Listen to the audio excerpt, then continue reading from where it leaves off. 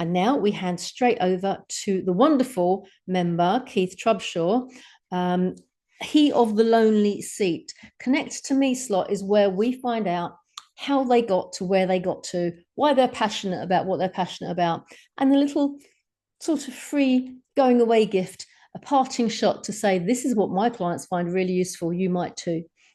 So I pass you over now to the wonderful Mr. Keith Trubshaw. Wonderful. I like that. Thank you very much. Very much.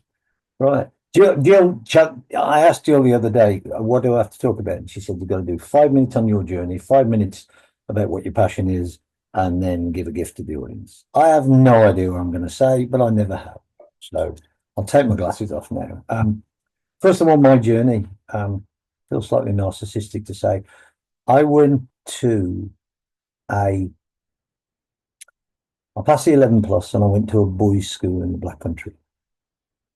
And at a grammar school in the 60s and early 70s, you were expected to become an architect or a lawyer or whatever. And I wanted to be a millionaire. And I got ridiculed by my chums at school, teachers, etc. But my mum used to say, you can be anything you want, you can do it. So despite the ridicule, I left school at 16 and I actually made it. But by the time I started working for myself at the age of 23, I knew quite a few millionaires, but I realized I didn't know a happy one, not one. They were all miserable so-and-sos. So I decided I wanted to be the first happy millionaire that I knew. And I got there, but I wasn't happy. I was miserable, avaricious, and not a very nice person. So I lost it. Maybe I gave it away, who knows? But gradually I got it back again and I lost it again and I got it back again and I lost it again. But while I was at school, we had a teacher. His name was Graham Knowles. And he would have been sacked nowadays under modern educational regimes because he dedicated one lesson out of 6 when we were youngsters, 11 years old. He made us read The Hobbit, and then he dedicated one lesson a week to tell us this strange story called The Lord of the Rings. And he told us from memory. He even sang the elven songs. I remember, oh, well, but I remember all that. And he had us on the edge of our seats. And that started our love of reading and literature, etc. And then he was taken ill and he had a tumor on the brain and he was off for a year. And we came back after a year. And in the meantime, we'd had a temporary teacher. And by this time I'm 14 and he takes me into his office and he more or less threw my essay book at me and said, Trubbers, because we had a nickname for him. It was Dickie Millers, and his nickname for me was Trubbers. And he threw my book across his desk. It was like the Goodwill Hunting office, in as much as nowhere for the pupils to sit, just one desk covered of books and bookshelves all around. And he said, what's this? I said, what do you mean, sir? Sarcastically, as 14-year-olds do, full of attitude. And he said, it's rubbish. What's happened to you? I said, I don't like her, sir. That being the temporary teacher. There was probably nothing wrong with her, but I just loved him. And he said words that were to change my life. He said, let me tell you something, young man. There are 360 boys in this school. You are not the cleverest by a long way, but not one of them can touch your imagination. Now, whether he was telling the truth or not didn't matter, because I believed in him. And my life changed from that moment. From that moment, imagination drove everything that I did and everything. And we know that it said, whatever you can see in the world was once imagined. So I never looked back. And I built a business and I made a lot of money and I lost a lot of money. But it always seemed to slip through my fingers. And then one day, I was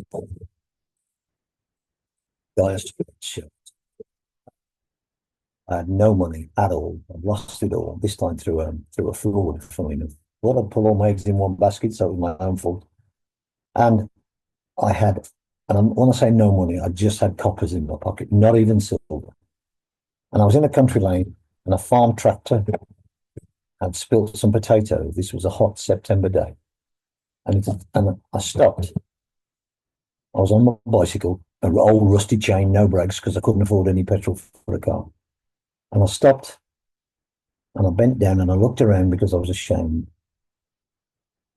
And I picked a potato up, and that was going to be my dinner. I stressed that I did actually cook it in the microwave, but that's how low I'd sunk. I was at the bottom of nowhere to go.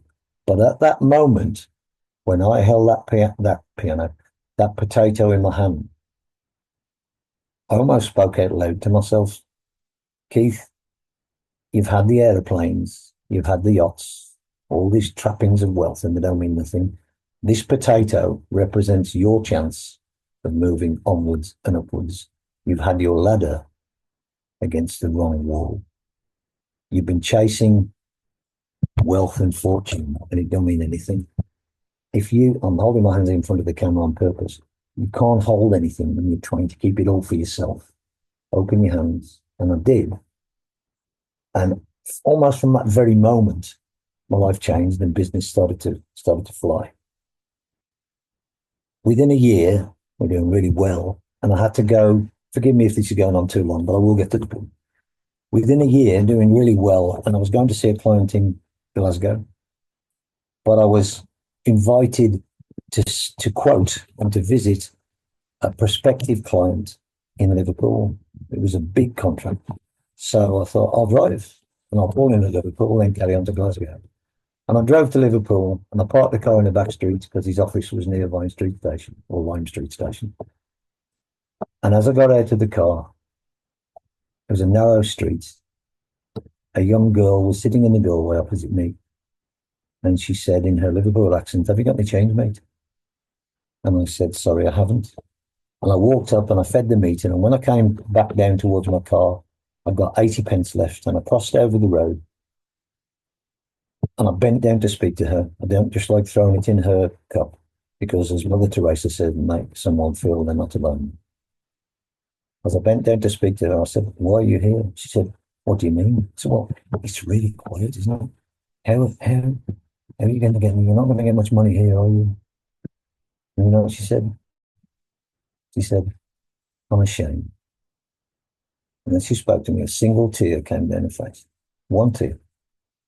And she was saving up for some clean underwear. That's all she wanted in the world. This kid, this girl, this young lady, I got nobody, no one.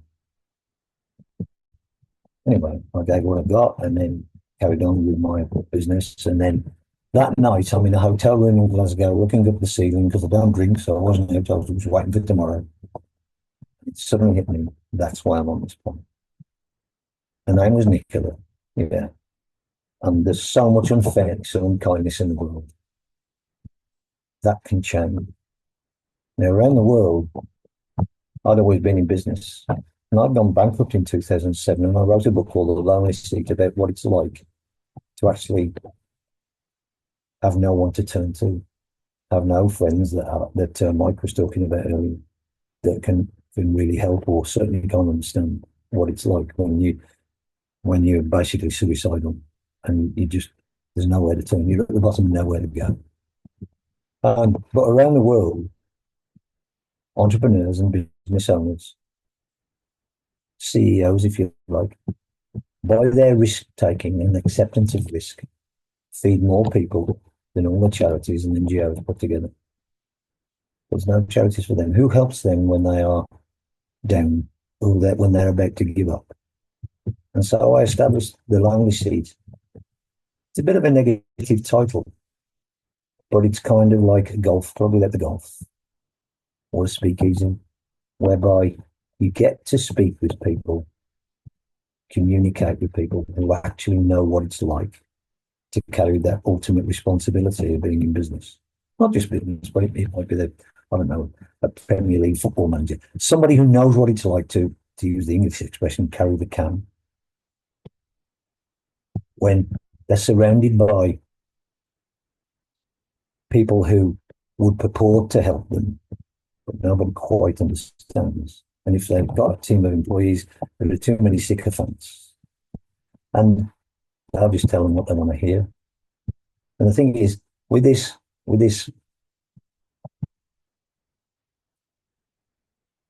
network of people who may or may not decide to join the lonely seat.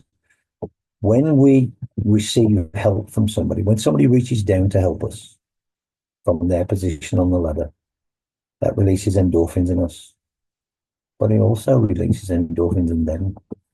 And anybody that witnesses the kindness also experiences those endorphins.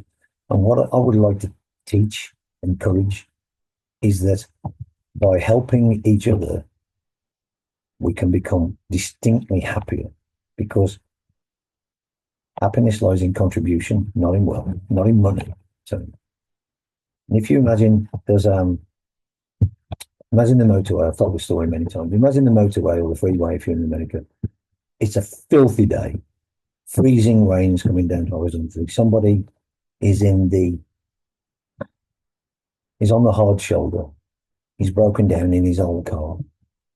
His credit cards are all maxed out. He's not in the auto club because he can't afford it. His phone's flat. He's got no money. But he was on his way to his last chance of doing a deal that could have just kept his house out of foreclosure. He's in the lonely seat. Now, on the same morning, somebody driving down the outside lane, speeding because he thinks the speed limit doesn't apply to him in his supercar. If he only knew, and in his arrogance, he's going to his next deal that's going to make him another $500,000 or whatever. He's the man. He's got a wife and family at home. We don't see him very often, but he's the man. If he only knew that by pulling into the hard shoulder, reversing in the club, getting out of the car into the rain, putting his arm around that guy and saying, "Look, I've been there. We can get through this. Let me help you." He himself would have the best day he can possibly remember.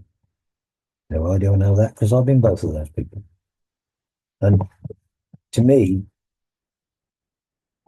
there is so much room for kindness and integrity in business, and it's been lost. It's been lost in the pursuit of profit and short-term popularity and whatever other things we might want to say. But can I teach that? No. Can I encourage it? Yes. So the Lonely Seat has been established, just like Collaboration Global, as kind of a golf club without the golf, or a speakeasy, whereby we can actually share ideas and moans and that collaborative spirit. And a member of Collaboration Global called Mark Lader, and I don't think he's on here today, he and his wife held a meeting of entrepreneurs once. Not for any specific purpose, but they actually tracked the business that happened after these people had met. And it was millions of pounds worth of business. If you put entrepreneurs together in a room with no one else, just entrepreneurs, the amount of business that can come out of that room, whether it's a real room or a metaphorical room, is astounding, because people are dealing with like-minded people. And my point is this: what would people get from the Lonely Seat? The answer is simply community. But the other thing is, I've made it so it's a low barrier to entry. And this isn't a sales pitch. A low barrier to entry, because all you get is community and a chance to speak. But what you also get is you get a chance to do good collectively through the Lonely Seat. You get a chance to pay it forward. And let me ask you this. When you decide you're going to leave this earth, what would you want written on your gravestone? Would you want, "She made a fortune. He made an absolute mint"? Or would you want, "He left behind a legacy of kindness. He built schools. He helped do this. He helped do that. He put food on the plates of starving children. He made the world a better place"? I know what I'd like on my gravestone. And then Gill said, "Leave people with a gift." And I'd thought long and hard about this, and then maybe it was staring me in the face all along. The gift that I would leave is expressed in accounting terms. You imagine a balance sheet. And most people in business know what a balance sheet is, and it's expressed in dollars or pounds. The dollars or pounds aren't important. My gift, if you like, is to ask yourself the question when you look at the balance sheet. That's all very well to see those numbers. But what does my happiness balance sheet look like? What are my credits and debits? How happy am I, and how happy are the people around me? So my gift is, you will be amazed if you keep a happiness balance sheet. Here endeth my talk. I had no idea how long a time that took, but I'm done. Sorry, Jill. That's okay. That's okay. It's wise words, my friend. Wise words. What does your happiness balance sheet look like?